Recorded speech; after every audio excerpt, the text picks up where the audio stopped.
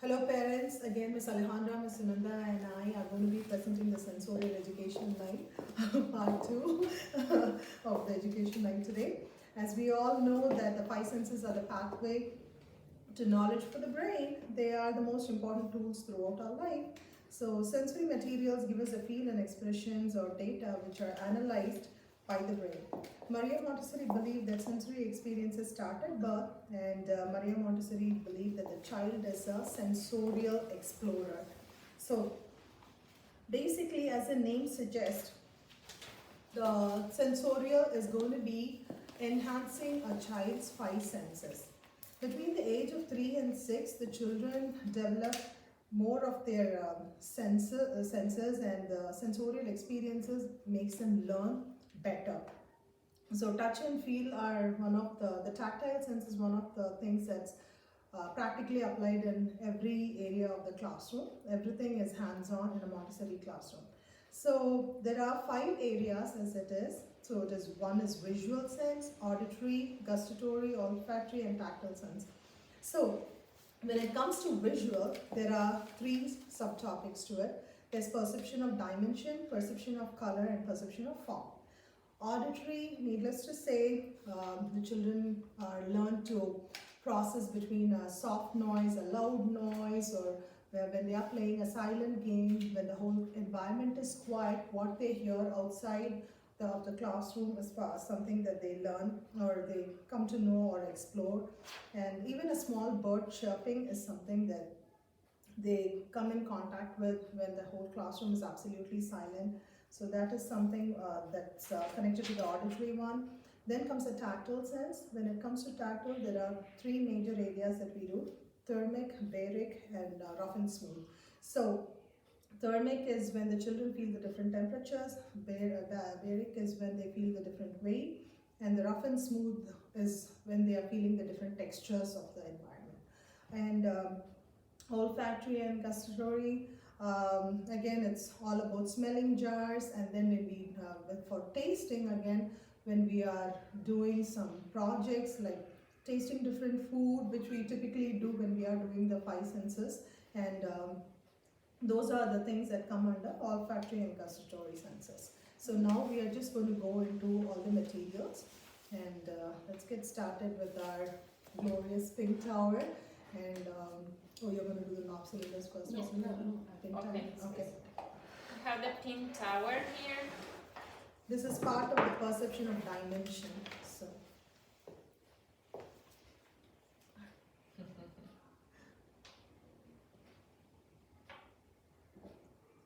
as you can see, pink tower is a work of gradation. So the children get to see the pink tower grow from the largest to the smallest cube. And like any other work, there is room for error even in a pink tower.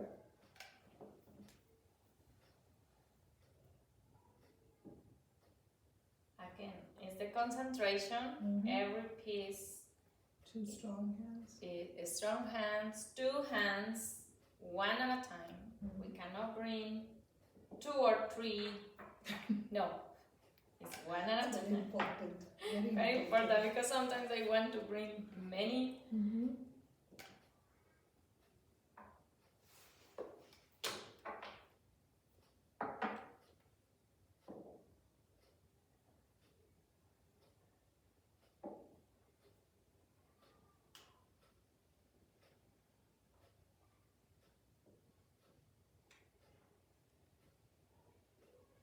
And this special piece. You want to say something? Very special. Or special. We have to hide it many times because kids they only look for that small piece. The tiniest, the most lightest. And that is something that attracts them. I think it's more their size friendly too. Yeah, it's easy to it's carry easy to around, carry. and it's so tiny. Yeah, I think they feel a sense of pride when they have that in their hand. And the small one is mine. And believe it or not, even as adults, when the piece is missing, we might not be the one to notice. It's one of the kids in the classroom who come running and say, the smallest piece in the pink tower is missing. And they'll all be like detectives running around the classroom trying to find it. So this is one of the most important work, most loved work of the classroom to any child, any Montessori child you ask and just tell them pink tower, they'll be like, yes. That's like the ultimate Montessori material. Master. So after pink tower comes the brown stairs, and then the red rods, red and blue rods. All of these are gradation work. And in sets of 10. They're all sets of 10. So that is a preparation for math indirectly. So this is red rods, and if you see, this is actually, it doesn't have a discrimination of color, it is all red. So this is actually, this looks easy, but it is very hard to actually put together. But what is it doing is it teaching them to get ready to learn numbers. Because if you see, this is actually exactly how it is. So 1, when we put together, it becomes 2. But for that, they need to learn to do this lesson first, so that they can see this rod is smaller than this rod. So from the shortest to the longest. Yes. So the longest rod will be number 10, and the rest of the rods come under it. But we go from 1 to 10. But if you put together this one more, it becomes 2. So indirectly you're teaching them math, directly you're teaching them gradation from largest to the shortest. So this is your pink red rods. Red rods and red numbers. Yes. So this is sensorial, this is math. Yes. So this is part of all the gradation work that we have, and these are all perception of form. And another one that we are going to be showing are the knob cylinders and the knobless cylinders. So this is also part of the dimension one. You can see that the pieces, they go down in dimension, or they grow up in dimension, or they go up in height, and it's just, and there is an isolation of difficulty too.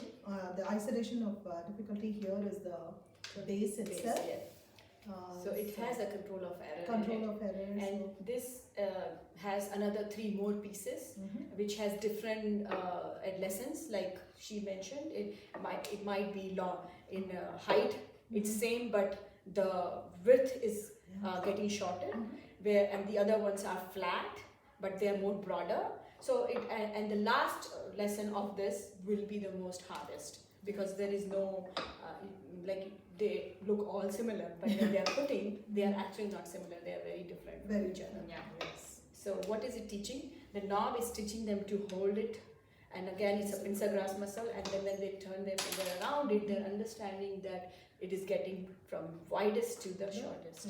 Yes.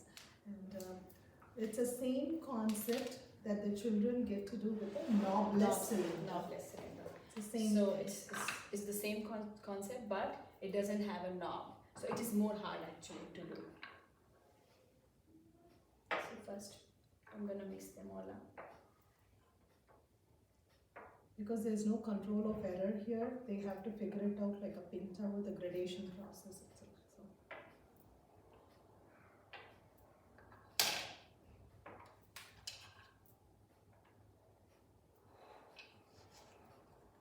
And again, like everything else, it's a set of 10. So.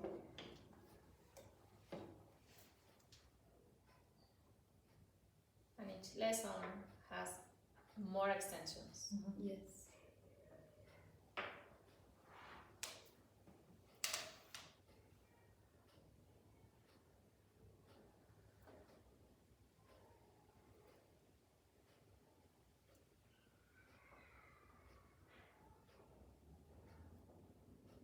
As you can notice, they're all the same height. They're not growing in height, but They're getting thinner. they're getting thinner. The diameter is going small, narrower and narrower.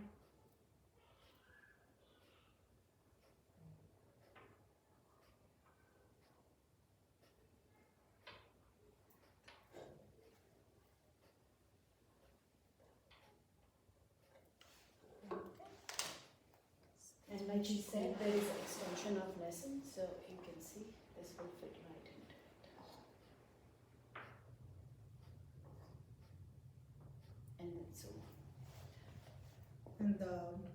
another fun extension that we all love to do is pull out all 4 frames of the knob cylinders and just mix everything, pull every piece out, and the children love to go through every single piece. And that's by far square. yes, make a square and put all the little knob cylinders in between, and they sorted it out. So it's pretty cool. They like to make the 4 tower. Tower, yeah. They do make tower on the top of the lid. So this is all part of the perception of dimension when they are seeing it grow from the largest to the smallest, the thickest to the thinnest, longest to the shortest, and things like that. Are you going to go in for the perception of color next or Color? Okay, you're going to do the form then. Okay.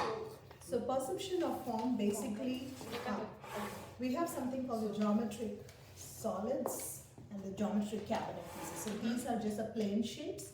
These are the 3-dimensional ones. And this has a few more trays. This is just the first weekend demonstration. We say demonstration tray where we have only basic 3 shapes. But actually, as you go down the trays, you will see n number of shapes, and with the practice they learn about it. So the first lesson which we give is the demonstration tray.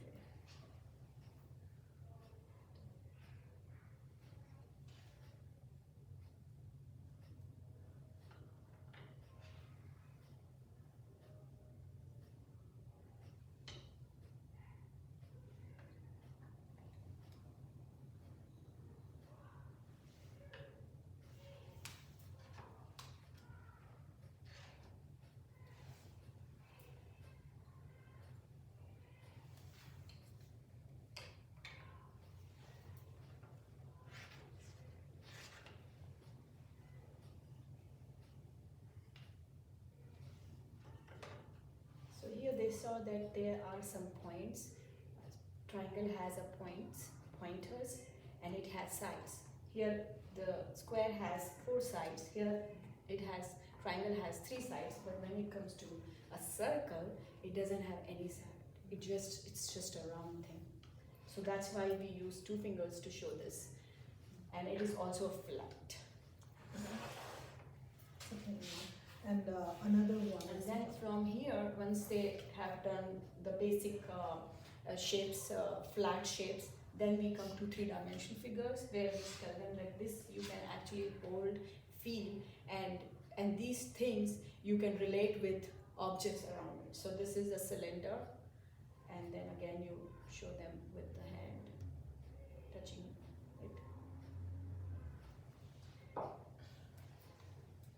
This is a cube which has squares around it. And then later we teach them the sides of the squares.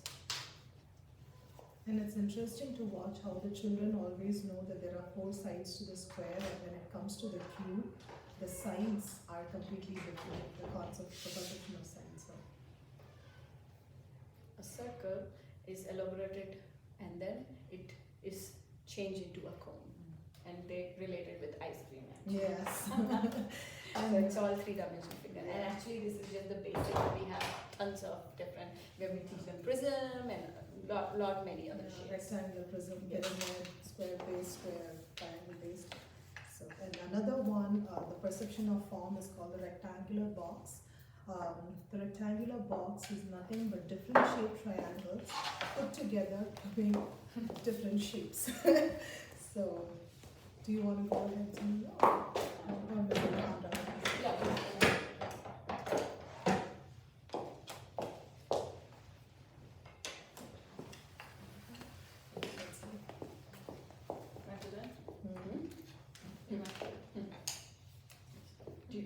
So it has these black lines, and we say it's a control of error because the child knows that they need to follow this black line, and that's where they put. So this is if you see, this is a triangle, a different kind of. We have equilateral triangle, scalene triangle, which we teach them later in kindergarten year if we see that the child is ready. But basically we say this is a triangle, and when we put 2 triangles together, it makes another shape.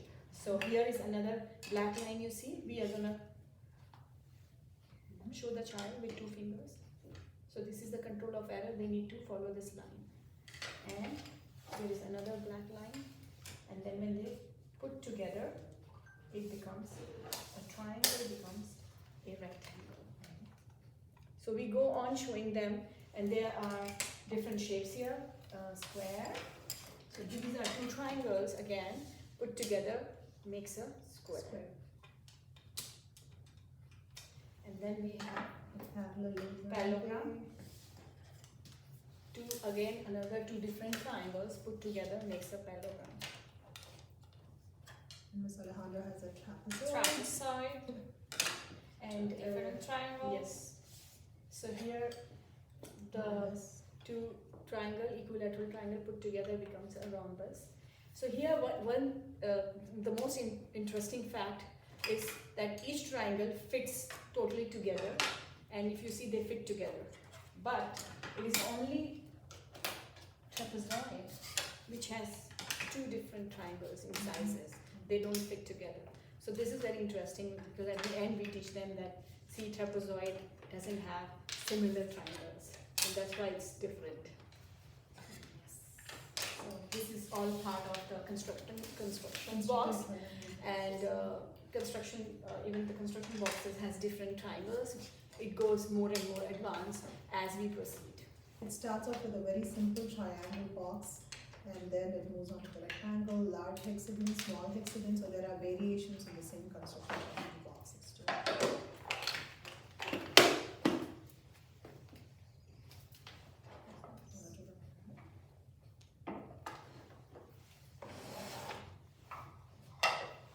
Binomial cube.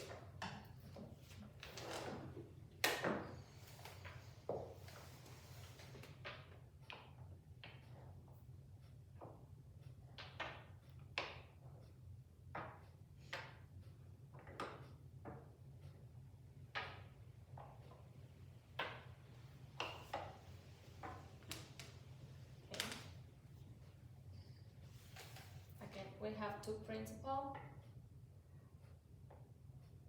and I always say we are going to start with the biggest.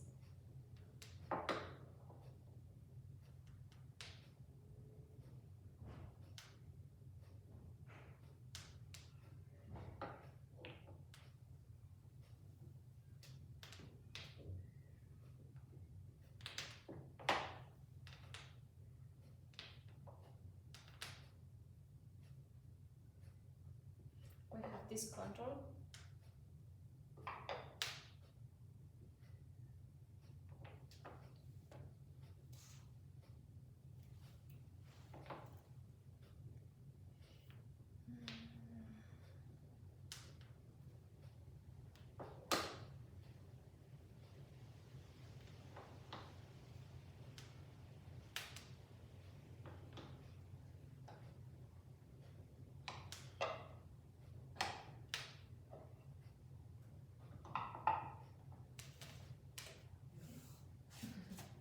So this is a binomial cube. Binomial So cube. we have binomial cube, and then after binomial cube we give a lesson on trinomial cube. But basically we do not, here we show them how to put it together, but as they move to the elementary, after primary, when they move to the elementary level, in Montessori they learn the formula for this is a plus b whole cube, and then a plus b plus c whole cube. So actually this is algebra. Indirectly they are getting ready to learn about maths again. So yes, Concentration, focus, control of movement. yes. A lot of yes. steps involved Yes, too. It's yes, not and easy it when looks they very get a easy, trinomial yes. cube. It's a whole extra layer. Layers of Yes. yes, It gets more yes, challenging. yes, yes. So that's all part of the form, perception of form. And how are we doing the auditory? Now we are moving on to the auditory now. So here the lesson is for them to hear different sounds. Like she said, you know, we do lessons where they need to listen to different sounds. It can be raining, or it could be a bird chirping, or anything in the classroom. We make musics and all that. So here we have a lesson, and this is how we present. And every lesson has a control of error, and which I will show you. So if you you see here, this is orange, but the child doesn't know that this is the control of error for them. We don't tell them, otherwise they just see and then put together.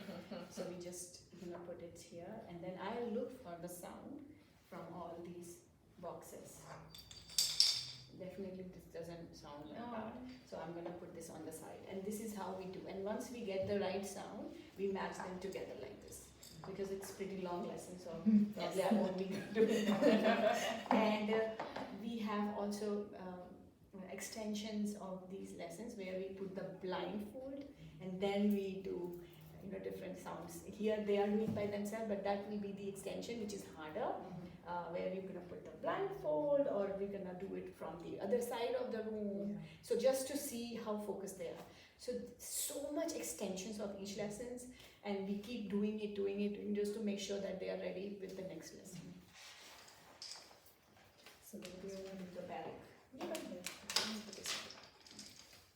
So the Vedic tablet is basically the weight of a pair of slabs, or the tablets that we hold in the hand.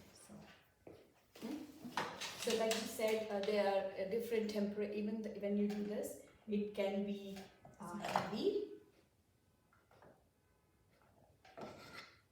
So what we do is we put this here,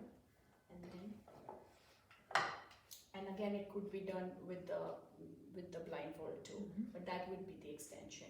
So you put this here, and then you say, does this match? It doesn't, because it feels way too heavy, and this doesn't even feel nothing. And of course this is, even if you see, this is a metal, so it's very chilly to hold, where this doesn't have any temperature. So at the same time you're learning that it is different, the texture and everything is so different, so that's why it's very, very, very. Then this does feel a little heavier, but still it is not heavy. And even when you hold it, the texture is very different. So you're going to put this again on this side, and then yes, it is heavy, and it feels chilly to hold. So they match. So this is how we teach them. And we do present language, but later. First we just do the basic presentation. Yes. It is pretty cool. And then, do you want to do the smelling jars? Yes.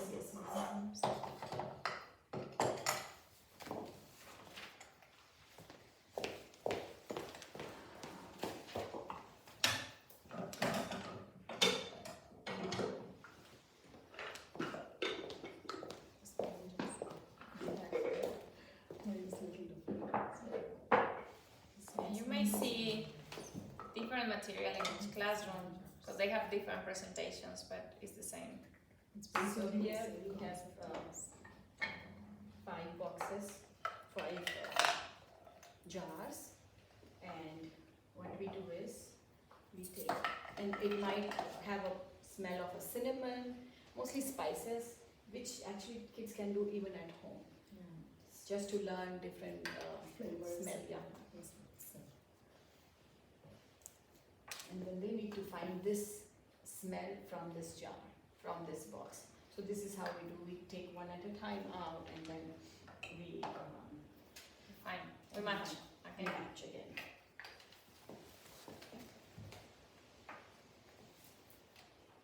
And it does have a even control of error here. So if it doesn't match, we're gonna just close it and put it on the side, then take the next one, then take the next one, and that is how you As in when they match, we pair them Pair up. them, When they yeah. don't match, we Yeah. set them Yeah. aside. So if they match, we're gonna just put it in the middle so that we don't mix them all up again. So this is basically for smelling. And for tasting, what we do is we do projects where we might ask parents to bring something salty, sweet, or sour, in something in taste, and then we do the experiment in the classroom where they will taste and tell us what is, how does it, how is the taste, sweet, salty, or sour, and that's how we do the tasting. And the tasting lesson is a lot of fun. Yes. Children enjoy the always. sour and the expression after that. So that wraps up the 5 senses presentation. Unless and until Ms. Sunanda and Ms. Alejandra, do you want to add anything else, or are we good to go? I think sensorial is a very important lesson, as they are very important because they are children are actually getting ready to move to math, and also again understanding your senses is very important, because a lot of times it's very frustrating for children to not like they don't know the colors, but that's where they learn colors. If they are, and these things calms them down too, and again indirectly they get ready for the math lessons, so which is very important. Yeah, Yes. because all of these work involves a lot of process. There is an order to doing every single work, and if you look into it, every like all the sensorial perception of dimension work, they're all set of 10, so that's a preparation for math indirectly.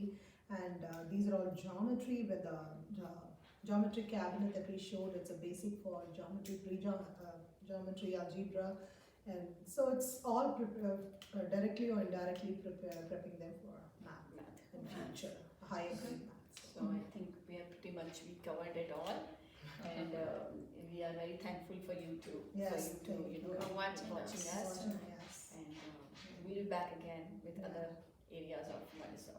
Thank If you. you have any questions, you can always Please. reach out to us. Yes, Yeah. send us an email or message. Yes. Thank you. Thank you. Thank you. Thank you.